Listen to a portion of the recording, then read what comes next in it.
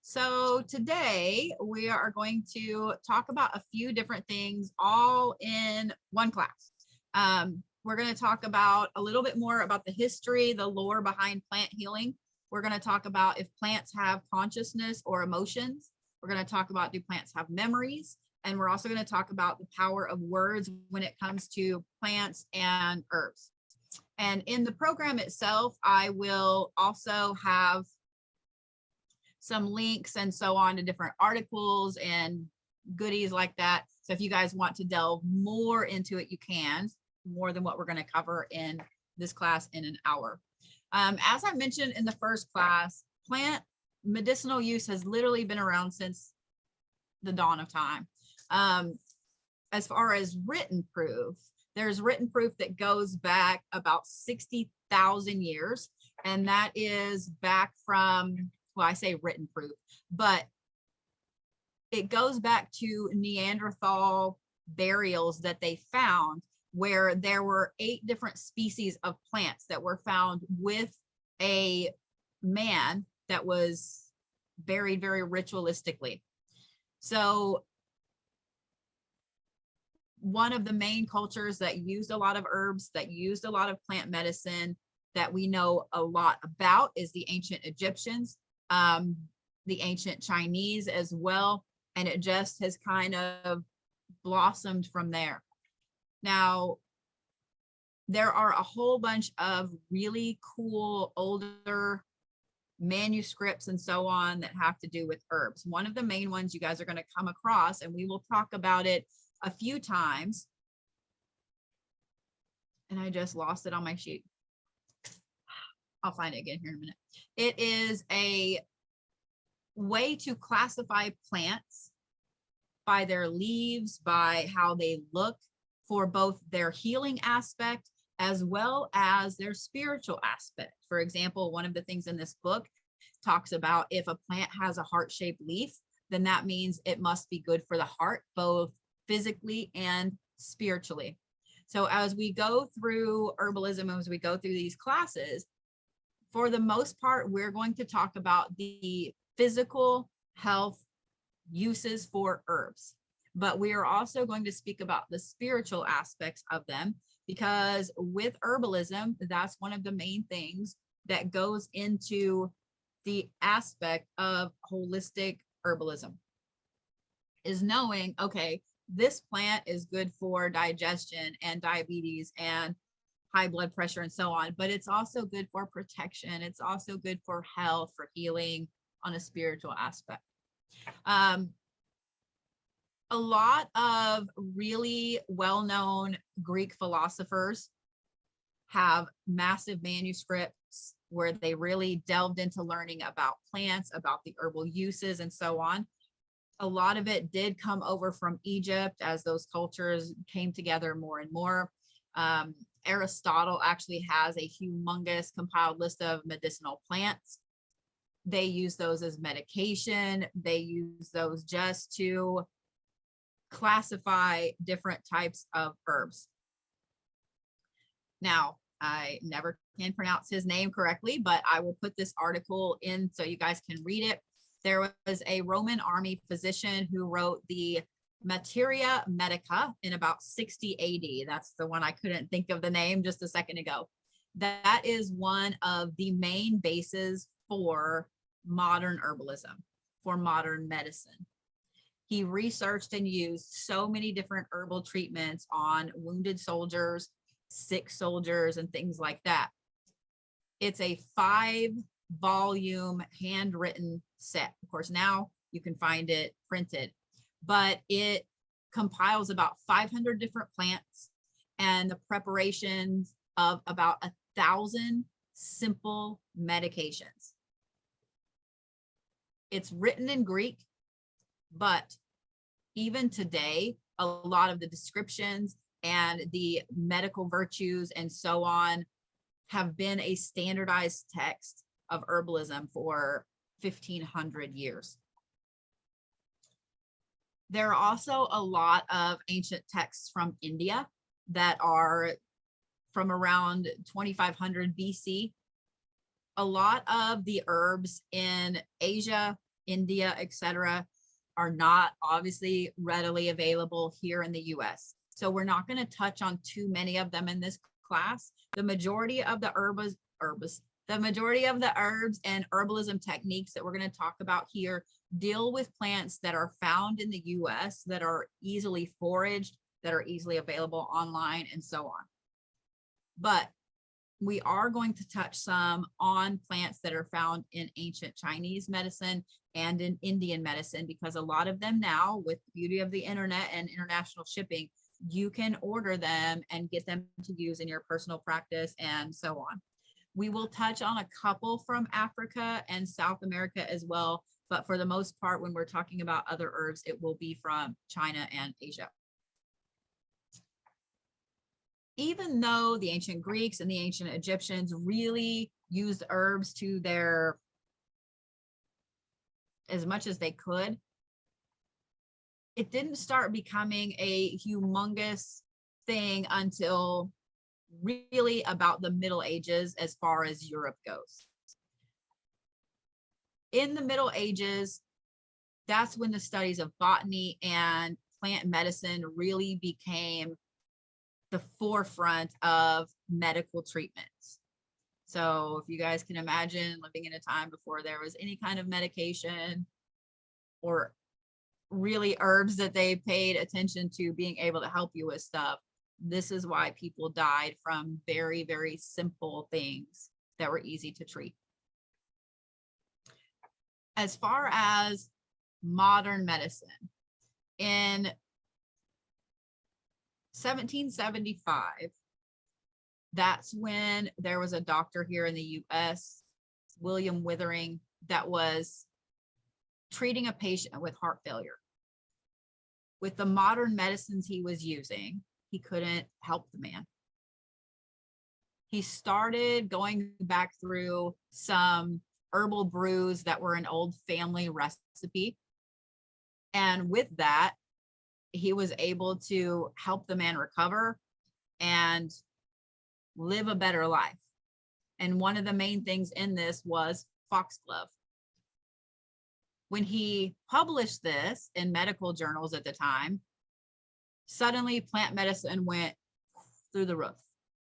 And he was able to detail over 200 cases where he had used foxgloves to help people that had heart failure. That really started the jump into mixing herbal medicine with what modern medicine was starting to do. Believe it or not, you guys may not know this, but morphine is actually one of the first drugs that is isolated from a plant, period. It is from the opium poppy, and scientists were able to pull a specific thing out of it to use for pain relief. Today, we've gone through a whole bunch of different shifts. In the 1900s, there were shifts from herbalism to modern medicine. And while modern medicine has taken massive leaps forward, especially in the last 50, 60 years, there is a new call for herbalists and for herbalism and for holistic medications. It may not be to completely scrap modern medicine and use them, just holistic treatments, but people are finding that when both of these things are used, you can live a more healthy, better life. And there are some people that swear by only using holistic and herbal treatments, they've been able to get off all Western medicines, etc. In working with herbs, and if you guys go forward and you're working with other people and helping them with different herbs that can help their medical issues, one of the things that I always recommend, and I will say this repeatedly, is make sure that you recommend the person always speak with their doctor. Make sure that you never tell them to get off whatever medicine that doctor has them prescribed. And make sure before you recommend any herbs to them, you know what medications they're on, and you do a little bit of research, because some herbs will interact with medications that they may be on.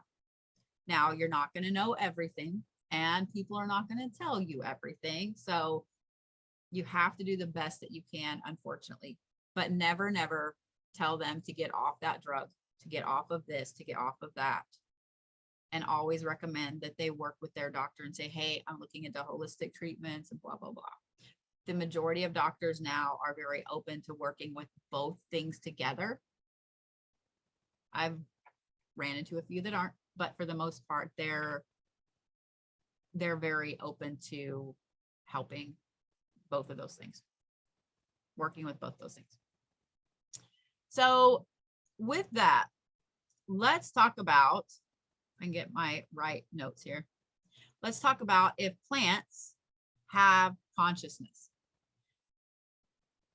There are tons of studies, of research, and so on out there where different botanists have found that plants do have an intelligence. Plants do have a consciousness, even though it's not measured in the same ways that humans and animals are. They do feel pain. They also interact with their environment in specific ways. Now, what's funny is you are going to see, even though there is a mountain of evidence, and I'm sure that you guys have probably seen on TikTok lately, the videos of if you go outside and you ask a tree to touch you, the tree will touch you, and so on. I know you guys have seen those. And if you guys haven't done it, I highly recommend you do. But plants in general do have a consciousness and an intelligence. You're going to see a few things out there that say that plants don't have a consciousness, they don't feel pain, etc. But scientific studies has found that plants do feel pain. They do have a reaction when something happens to them. A lot of times this is with a frequency. A lot of times this is within the plant itself. Every living thing has a frequency. They have an electromagnetic field. Plants are no different. This is why when you guys are starting to, on a spiritual path, people are starting to learn to see auras. Working with a plant is wonderful because a plant doesn't move like a toddler does. So you can sit and look at a plant and see a plant's aura very easily. While plants do not have a brain, they don't have a neural network like humans and animals do.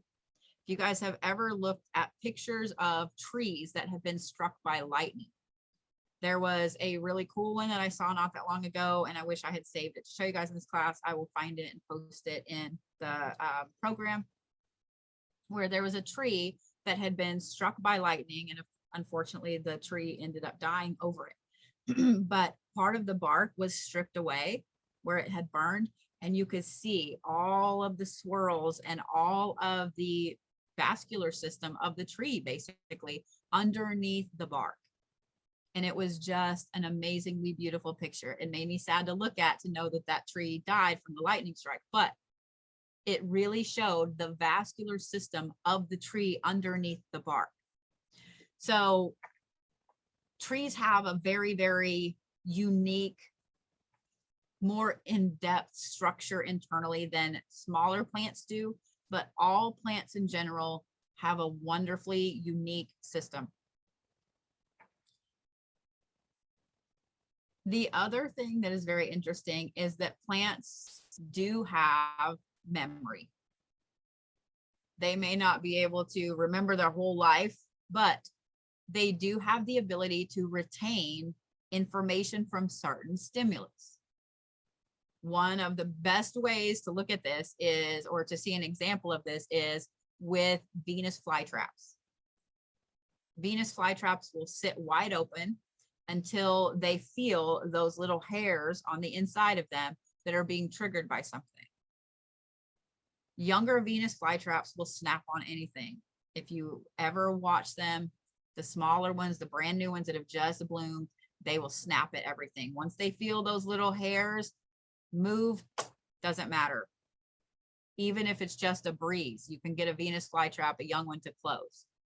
Older ones, however, realize that there is a specific way those hairs need to move that tell them there's a fly there, there's a bug there, I can eat this, or this is just wind. I'm not wasting my energy. So it's really interesting to see plants learn. Plants have a memory. It's not very well understood because there's not really a great way to test it. But Venus flytraps are a fantastic way to see how a plant learns and how it gains a memory. Okay, I should eat this, or that's just wind. I don't need to close. I know that the vast majority of you guys probably have heard this and know that there is a massive impact with the way that plants are spoken to when they're grown in a greenhouse, in your home, etc., on how they grow. There have been so many studies that have been done with both the power of words and positive reinforcement, and unfortunately, negative reinforcement, as well as music. Most greenhouses now, larger greenhouses that grow plants, will play some type of classical music to the plants. They've also found that plants react very favorably to low vibrations between 115 and 250 hertz. So some of the lower frequencies, not super low, not the single digits, but some of the lower frequencies, they have found that plants grow better, they're more robust, and they just seem to do so much better in their life when they have those frequencies. So a lot of times people will play music that have those frequencies built into them for the plants. Words are a very, very powerful thing for any living thing. I'm sure that you guys have cats, have dogs, have animals that they may not understand the words coming out of your face, but if you talk to them very sweetly and lovingly, they're always going to react favorably. Whereas if you raise your voice or you're mean or you have this gruff sound, even if you're saying the kindest thing, they're kind of going to hunker down a little bit because they understand the tone. Plants are the exact same way. So if you guys have a plant that may not be doing very well, you can always play it some music. You can always speak to it aside from doing the other physical things like making sure the water level is correct, etc. So here's why I bring all of that up. Because when it comes to working with herbs and working with plants, when you're out gathering or foraging, or you have plants in your home that you're using to gather herbs from, everybody has a different rule of thumb in how much they take from a plant. Personally, if I can, I will try to only take about 10 to 15% of a plant. I know people that take up to 30 and 40% of a plant. I feel personally that's too much. That's too much. But I'm also that person that I always ask for permission from the plant first. I don't want to just go up and start snipping away on a plant. When you guys really start working with herbs, if you start gathering your own, you will come up with your way of gathering herbs, your way of doing it, whether it's just walking up and snipping it, whether it's talking to the plant first, asking permission, etc. I do always thank the plant afterwards, give it a little treat, give it some water, give it some food, whatever. I also, when I order herbs, because there are some things that I work with that I can't find here and I already know I can't grow, such as lotus. Lotus is extremely hard to grow, period. So I order it. I have specific places I order from. I don't just order from anywhere. I do my research because there are too many places out there that grow in bulk. They do not feed their plants well. They don't treat their plants well. And so they don't have a high yield from them. And then they also kill the entire plant to get that herb. I don't really care for that. So I want a place that doesn't use pesticides. They don't use all of those nasty things, especially if I'm fixing to make a tea, a salve, an oil, something someone's going to ingest or use on their skin or on their body. Be very very picky with where you get your herbs from.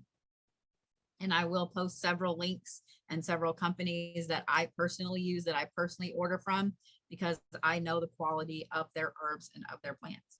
So when you guys start growing herbs for yourself, you want to make sure that you do feed them correctly, you take care of them, etc. The good thing about growing herbs at home is that you know how they were treated, you know the stuff that's gone into them, on them, etc.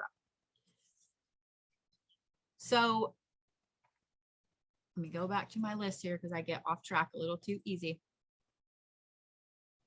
One of the things that I also want to talk about really quickly when it comes to the lore of plant healing is that as you guys kind of fall down the rabbit hole and look at different things, you're going to find that different practices and different cultures believe in different ways of using herbs for healing.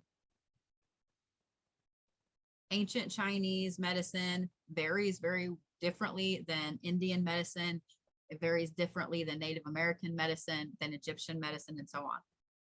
As we get further into the class and we start talking about different ways to make tinctures, different ways to make teas and oils and salves, I will go through some of the different ways that things are used. For the most part, a lot of ancient Chinese medicine is used in tea form, even animals. With a lot of Egyptian medicine, they did use a lot of teas, but they also used a lot of oils and a lot of salves that go on the skin.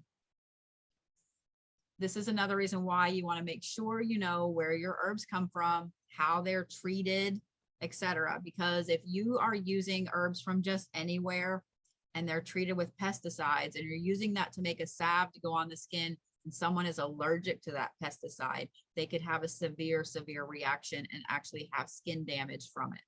So that's another reason you want to make sure you know where these herbs are coming from. As far as the different ancient texts that go along with herbs and so on, I highly recommend that you guys do get a copy of the Medica Moderna because it's fantastic. Sometimes they can be a little hard to find. Every now and then they'll do a reprint and they're everywhere, and then they're hard to find and they're everywhere. Even though some of those herbs are not here in the US, you're not going to be able to readily go forage for them or find them very easy. It's amazing to see how that has affected modern medicine and how it's shifted the way that we use herbs and herbal medications. And B, it is a great reference point because a lot of times when you're out and about and you're looking at herbs, there are some great apps as well where you take a picture of a plant's leaf and it'll tell you what it is. There are some great identifiers in that book, and I'll put it in the chat and in the class so you guys will be able to grab it, to determine what plants are used for what. Like I said, the heart-shaped leaves are the plant is almost always good for something with the heart or the blood. The other thing that we're going to go through really in depth when we get to that point are foraging and what you need to have with you to prepare for it, because there are so many herbs that look very similar. One is exactly what you're looking for. The other is highly toxic. So this is another reason why I recommend having a couple of different apps that you can use, also having books and having copies of that particular book. And let me go ahead and put it in the chat. And you guys that are watching this on video, it will be in the video for you.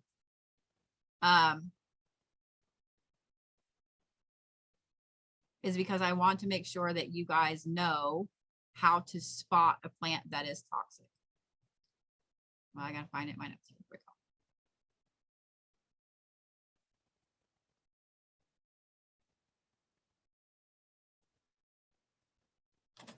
There you go. When it comes to gathering toxic plants, because there will come a point when you guys will probably want to gather some or work with them in workings spiritually, etc. I have more than a few here in my personal stash and in my apothecary as well that are toxic. For the most part, I don't ever recommend anybody ingest them, but there are tinctures and so on that are made with things like monkshood that are used still throughout Europe. When you're handling any type of toxic plant, you always want to wear gloves, even if it's not something that can be absorbed through the skin. It's better if you get in the practice from the get-go of when you work with herbs wearing gloves, because you never know when you might either have a reaction to that or when something will soak through your skin. Now, monkshood as well as wolfsbane both will absorb through the skin. So there are a ton of other toxic plants. Belladonna is one that will absorb through the skin. So even if you just touch it for a minute, it will absorb through your skin, and you can get very ill or worse from touching those types of herbs. So when you're just ordering herbs in bulk to use, that's different because you're not out touching them, foraging them, etc. But when you're out foraging, there are a lot of herbs that look exactly the same. So when I personally go out foraging for herbs or anything at all, I carry a box of latex gloves with me. And if you guys are allergic to latex, obviously don't take latex, but I carry those with me.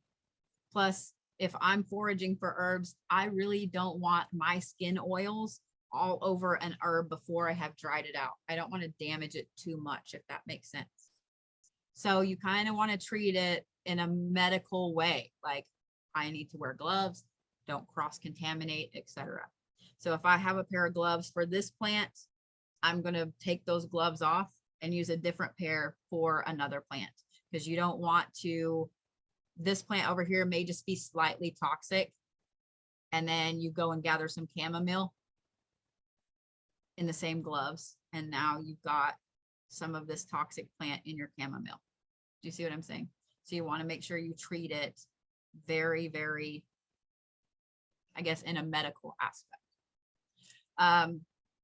I saw that someone asked about glove material preference. I personally like latex just because for me, they fit my hands better. And so I can get the smaller ones because I like to be able to feel what I'm doing. I can't have the gloves that hang off my hands that long, you know, the big poofy ones. However, I know that some people are allergic to latex. If you're allergic to latex, then I would say to get the ones that you can wear and try to get them as close to your hand size as possible. So they're not very loose. You just want to make sure they fit well, so you can kind of feel underneath the gloves what you're doing. I don't really recommend cotton gloves at all, because A, you don't want to carry 90 pairs of cotton gloves with you and then have to wash them. B, cotton gloves are going to soak up those plants' oils. They're going to soak up any pollen and things like that that come off the plant. And even if you wash them in super hot water and bleach them and so on, you run the risk of still having some of the toxic aspects. If you're picking a toxic plant, you still run the risk of having some of that in there. So disposable gloves are always, always a good way to go. Like I said, if you guys are allergic to latex or you just don't like latex, get the gloves that you can wear that you prefer, but make sure they fit well. If you have really tiny hands, don't go wearing large gloves unless it's all you have. I am kind of that person. I carry tons of different types of gloves with me because sometimes I have other people out foraging with me. I also keep gloves from everything. So hair dye, anything like that that comes, even if they're just the little crazy crappy gloves, I keep them just in case, because you just never know when you're in a pinch. When you guys start to go out and forage and things like that, in my practitioner kit, I always carry gloves. I always have gloves with me because I never know when I'm out and about and I'm like, oh my God, I don't have any of that herb, or here's a whole bunch of it. Like I should totally gather a little bit to take home with me, especially because I travel all over. I always carry gloves with me. Always, always carry gloves with me. So let me pause this